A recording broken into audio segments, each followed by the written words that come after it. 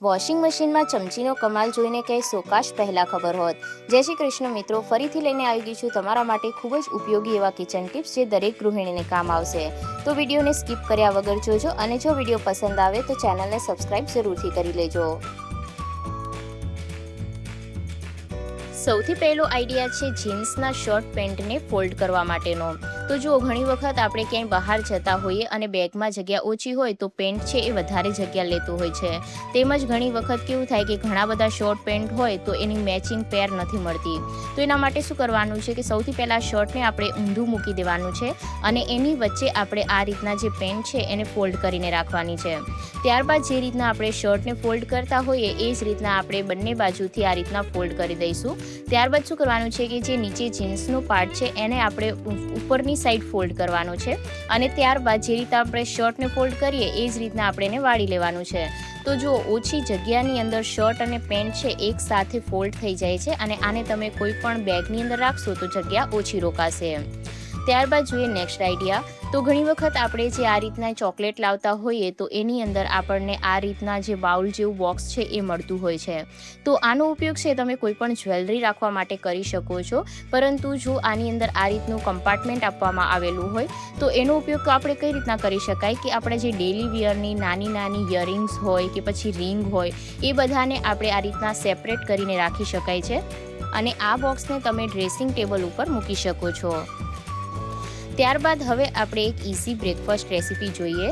તો એના માટે મેં અહીંયા 1 વાટકી જેટલી સૂજી લઈ લીધી છે અને જેટલી આપણે સૂજી લીધી છે એટલું જ આપણે દહીં લેવાનું છે. તો અહીંયા આપણે જે રેસીપી બનાવી રહ્યા છીએ એ આપણે નાસ્તામાં પણ બનાવી શકાય છે અને બાળકોને લંચ બોક્સમાં પણ આપી શકાય છે. અત્યારે શાળાનો વેકેશન ખતમ થઈ ગયા છે તો દરેક માતાઓને એ ચિંતા રહેતી હોય છે કે બાળકોને રોજ નવું નવું શું આપવું કે જે એમને પસંદ પણ આવે. તો આ રેસીપી ખૂબ જ સરળતાથી બની જાય છે, ફક્ત 10 થી 15 મિનિટમાં, અને બાળકોને પણ સરસ રીતના ભાવે છે. તો જો અહીંયા આપણે થોડું પાણી ઉમેરી દીધું છે દહીંની સાથે અને આને એકદમ સારી રીતના મિક્સ કરી લેવાનું છે. આની અંદર કોઈ પણ તમારે વધારે મસાલાની જરૂર નહીં પડે. તો જો એકદમ સરસ રીતના આપણે બેટર બનાવી લેવાનું છે. જો તમને અહીંયા જરૂર જણાય તો થોડું તમારે પાણી ઉમેરી દેવાનું. ત્યારબાદ એની અંદર સ્વાદ અનુસાર આપણે મીઠું ઉમેરી દઈશું. તો અહીંયા આપણે કોઈ વધારે મસાલાની જરૂર નહીં પડે. તો જો અહીંયા મેં મીઠું ઉમેરી દીધું છે. આને સારી રીતના મિક્સ કરી અને આ બેટરને આપણે 5 થી 10 મિનિટ જેવું સાઈડમાં ઢાંકીને મૂકી દેવાનું છે. તો આ જે રેસીપી છે એને બનાવવા માટે હું ઇલેક્ટ્રિક કેટલનો યુઝ કરી રહી છું. તો અહીંયા આગળ મેં તમને પહેલા વિડીયોમાં પણ બતાવી હતી એક રેસીપી કેટલની અંદર. તો આ જે અગારો રીજન્સી ઇલેક્ટ્રિક કેટલ છે જેની અંદર આપણે ઘણી બધી અલગ અલગ રેસીપી બનાવી શકાય છે. તો જો કેટલની અંદર મેં 1 ગ્લાસ જેટલું પાણી ઉમેરી દીધું છે અને કેટલને ચાલુ કરી દીધી છે અને કેટલની સાથે જ આપણને સ્ટીમિંગ બાસ્કેટ મળે છે એને પણ મેં ઉપર મૂકી દીધું છે. ત્યારબાદ અહીંયા બેટરની અંદર આપણે બેકિંગ સોડા ઉમેરી દેવાનો છે. તમે અહીંયા ઈનો પણ લઈ શકો છો અને બેટરને આપણે સારી રીતના મિક્સ કરી લેવાનું છે. તો જો અહીંયા બેટર બની અને તૈયાર થઈ ગયું છે અને ત્યાં સુધી જે કેટલ છે એની અંદર પાણી પણ ગરમ થઈ ગયું છે. હવે શું કરવાનું છે કે ચમચીની મદદથી આપણે આ બેટરમાંથી નાની નાની ઇડલી બનાવવાની છે. તો આજે આપણે જે રેસીપી બનાવી રહ્યા છીએ એ ફ્રાય ઇડલી બનાવી રહ્યા છીએ, જે ટેસ્ટમાં ખૂબ જ સરસ લાગે છે અને વેટ લોસમાં પણ સરસ રીતના હેલ્પ કરે છે. તો અહીંયા ચમચીની મદદથી આપણે બેટરને થોડું મૂકતું જવાનું છે અને એવું જરૂરી નથી કે અહીંયા તમારે એકદમ ગોળ બનવું જોઈએ. તો આને બનાવવામાં ફક્ત 10 મિનિટ જેવું લાગે છે. તો સ્ટીમિંગ બાસ્કેટની અંદર આપણે એને ઢાંકી અને 5 થી 7 મિનિટ રહેવા દઈશું. તો જો અહીંયા 5 થી 7 મિનિટ થઈ ગઈ છે. તો કેટલને મેં બંધ કરી લીધી છે અને ઇડલીને આપણે કાઢી લઈએ. તો અહીંયા તમે જોઈ શકો છો કે કેટલી સરસ રીતના મિની ઇડલી બની અને તૈયાર થઈ ગઈ છે અને સોફ્ટ પણ બની છે. તો હવે એને ફ્રાય કરવા માટે આપણે એક તડકો લગાવી લઈએ. તો એના માટે મેં ફ્રાય પેનમાં થોડું તેલ લઈ લીધું છે અને તેલ ગરમ થાય એટલે એની અંદર થોડી રાઈ ઉમેરી દેવાની છે, થોડા સફેદ તલ ઉમેરી દેવાના છે, મીઠા લીમડાના પાન ઉમેરી દઈશું અને અડધી ચમચી જેટલું લાલ મરચું પાવડર ઉમેરી દેવાનું છે. ત્યારબાદ જે આ ઇડલી છે એને આપણે ઉમેરી અને એને સારી રીતના મિક્સ કરી લેવાનું છે. તો ઉપર છે એકદમ ક્રિસ્પી એવું લેયર બની અને તૈયાર થઈ જાય છે. તો આ ફ્રાય ઇડલી ખાવામાં ખૂબ જ સરસ લાગે છે, જેને આપણે બાળકોને ટિફિન બોક્સમાં પણ આપી શકાય છે. આને તમે હરી ચટણી સાથે સર્વ કરી શકો છો. મેં અત્યારે ટમાટાની ચટણી સાથે સર્વ કરી છે અથવા ટોમેટો કેચઅપ સાથે પણ સર્વ કરી શકાય છે. ત્યારબાદ જોઈએ નેક્સ્ટ આઈડિયા. કિચનને સાફ કરવા માટે આપણે આ રીતના જે નેપકિન હોય એનો યુઝ કરતા હોઈએ છીએ, પરંતુ આની અંદર જ્યારે ચિક્કાસ જામી જાય અને આને વોશ કરવા હોય અને જો 1-2 નેપકિન હોય અને વધારે એમ કે તમારી પાસે કોઈ મોટું ટબ ટબ એવું ના હોય તો એને વોશ કરવા માટે જો તમારી પાસે આ રીતનો પાટલો હોય તો તમે એનો ઉપયોગ કરી શકો છો.